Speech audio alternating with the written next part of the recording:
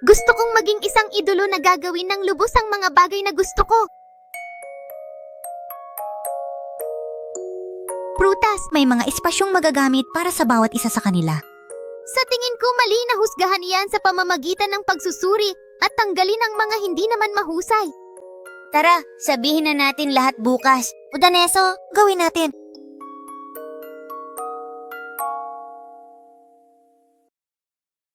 Sa itaas, Nandiyan ba si GBB? magkakaiba. Papa Rica? Nandyan si Ichan. Oh, salamat sa lahat ng iyong pagsusumikap.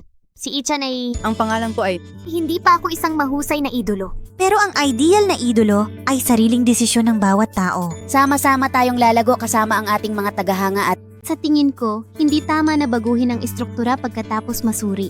gusto kong bawiin ang pagsusuri at restructuring kung hindi ay magiging pangarap na lang ang barko.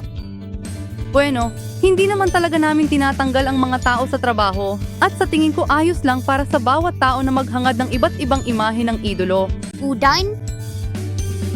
Larawan? Narawan. Hindi, sinasabi rito ang restructuring. Ito ang deklarasyon ng mga staff tungkol sa kanilang dieta. Daan, Parang nalampasan ko na ang programa. malusog ang hatol, Akala ko ay medical check-up iyon. maliban sa kamatayan. Bakit? May itim na bahagi. Parang nahihiya na siya. Medyo nakakalito naman yata yan. Oh, napaka-espesyal na pagkakataon yan para sa inyong lahat. Sa ngayon, nagpaplano kami ng isang bagong proyekto para sa mga idolo sa loob ng kumpanya. May plano ako para sa isang shuffle unit at isang live show. Live show ito. Sa trio, mas maraming option sa comedy sketch. Di ako komedyante. Dahan-dahan at unti-unti kang humakbang ng pasulong, maaari ka bang pumunta rito at lumapit ka ng husto sa akin? Dahil naririto lang naman ako at palaging naghihintay ng matiyaga sa iyong pagdating.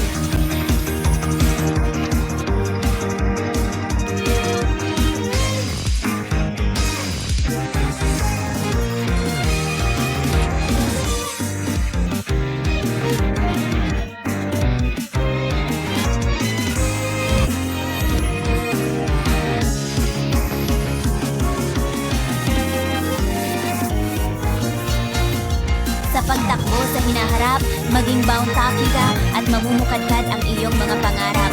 Humakbang ng paisa-isa,